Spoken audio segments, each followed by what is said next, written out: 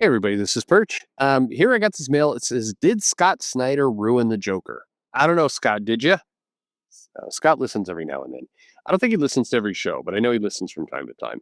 And I had this, Scott. I've been wanting to get on the show. Scott's promised to do an interview. I'm sure it will happen someday.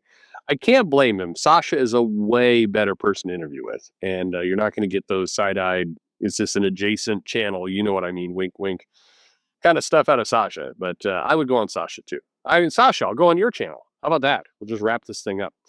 Anyway, I had this idea that I'd do this bit on the show at one point where I'm like, when's Scott coming on? Scott, you promised to come on the channel. Then I just like segue into that Jewel song, the "We Were Meant for You" or "You Were Meant for Me" or whatever it was, and it would be kind of funny. But then like half the people in my comments be like, "Gay," and then it's like, okay, thanks, reliable comment group.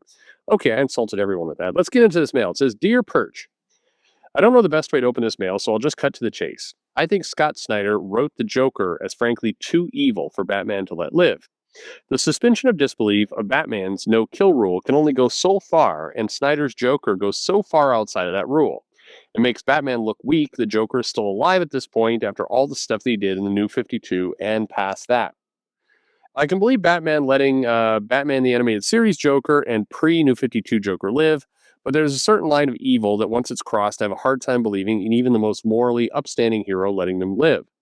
It's why you don't have Superman trying to stop a serial rapist because nobody wants to read a comic where Lois Lane or Ma King gets raped. Wow, that got specific in a hurry. B, that's way too dark for a Superman comic, and C, I have a hard time believing Superman wouldn't even try to kill him. If there is anything somebody should learn from Identity Crisis, it's that turning a more comedic villain like Dr. Light into a rapist really shouldn't be in the core DC universe. Take that terrible Superman plot used in the previous paragraph and have the rapist be Bizarro.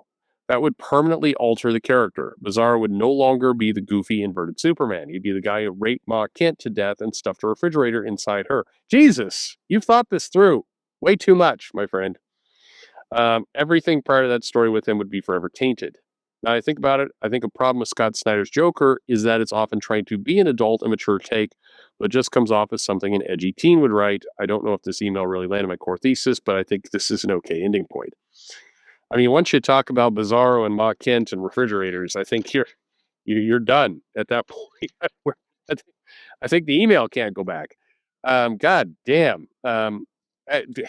I, I laugh at this stuff sometimes, and people are like, he's laughing about it. No, I'm not laughing about it. I mean, just what else do you do? Like, if there was a subtitle right now, it would say, laughing uncomfortably is what it would, was what it would read. Um, but I think your point is dead on. I mean, I don't know about Scott Snyder Joker. I'm now trying to remember what Scott Snyder's Joker did that was any more evil than other things. But I think if I can abstract it a little bit, this is the problem with realism in comics, and it's one of those things like why you can't have. I've done this video before. Why you can't have superheroes talk about like climate control or climate change, rather climate control for climate change. It doesn't make any sense. You've got superheroes who can turn back time, like in the Marvel universe. Reed Richards can solve the climate crisis. Can. He absolutely can. Hell, if Moon Girl is the smartest character, she can solve the smartest. She's the smart. She can solve the climate crisis. Over in the DC universe, you have characters that can bend weather, change time, alter dimensions, do all these kinds of things. And so, if you suddenly have a bunch of superheroes like we're going to go on a protest for climate crisis, they look like morons because they actually, with their powers, they actually can solve these problems. And so from there ever on, when you see like, Superman protesting climate change, you're like, well, you're just a dick at that point because you can actually fix it. So rather than protesting, you actually have the power and the abilities to fix the problem. I think that, Mark Miller would do storylines like this and they were kind of entertaining. The what if things just got solved? But, for example, Lex Luthor, a supervillain who's always talking about how he's smarter and better than superheroes, you could run a storyline where Lex Luthor's like, fuck it, I'll solve the climate. No problem. We'll end this forever. There won't be hurricanes that kill off lots of lives because I'm a smart guy and I've got the resources to do it and I'll do it.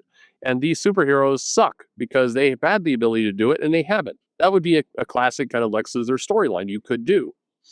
But as a comic writer, it's hard to, once you open that door, your story is broken. At that point, your characters are broken, your universe is broken. Same thing goes for villains and certain behavior.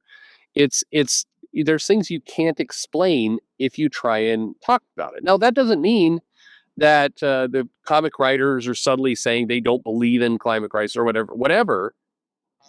Climate change. I keep calling it climate crisis. It's DC. Everything's got to be a crisis. It's the next crisis, climate crisis.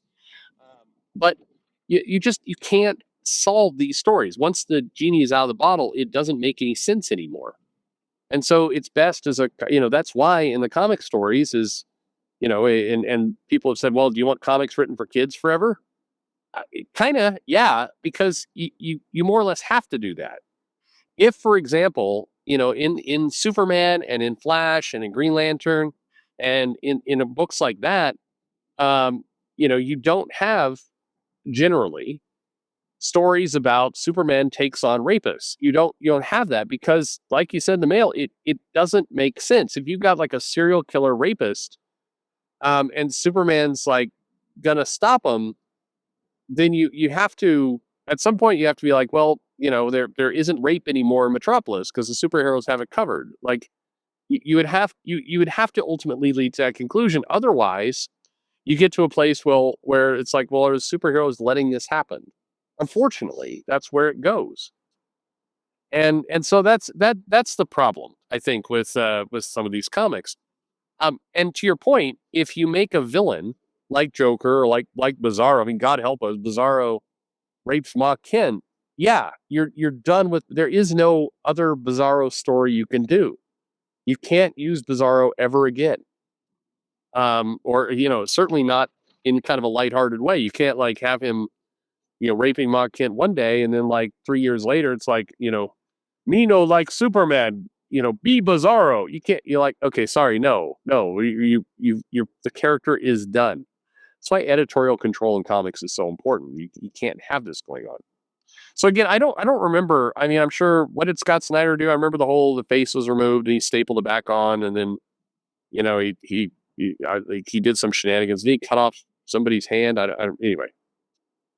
I don't remember Scott Snyder doing something horrifically evil with Joker, but the Joker is always right on that line.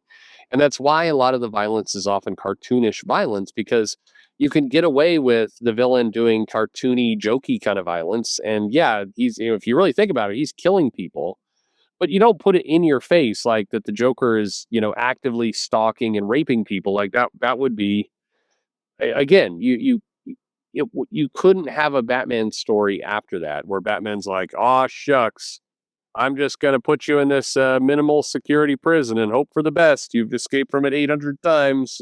I don't go raping now." Like you just couldn't do that. So you do have to be careful, and it's the villains have to be evil and they have to be threatening and they have to be dangerous, but you can't go so far as making it so the characters, like the heroes, can't stop them.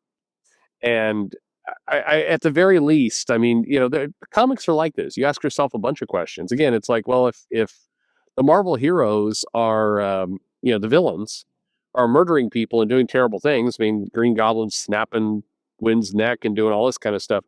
Well, okay, why doesn't Tony Stark or Reed Richards or one of these other guys build a prison that can't be broken out of? So it's like, well, the answer to that is because you need those villains to sell comics. So you can't have the villain, you can't throw the villain in jail and then never see that, and never see the villain again, because you need that villain like a month later. Or if you're DC, you need the Joker back like 3 issues later, because that's apparently all you know how to do.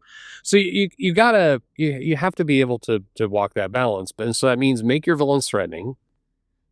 Don't get too deep into the weeds, and don't force the reader to have to grapple with questions that blow up your whole story. Like, what do you do with a raping Bizarro? You probably kill that guy.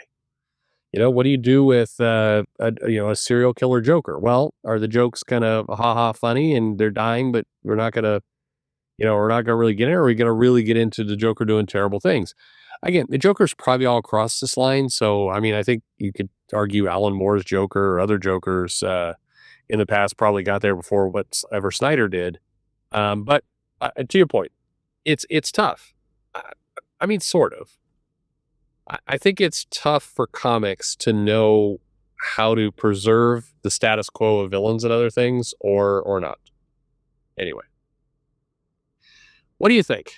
Is there any line too far? Do you want that refrigerator going where no man has gone before? Hopefully not. Yikes. Thanks for listening.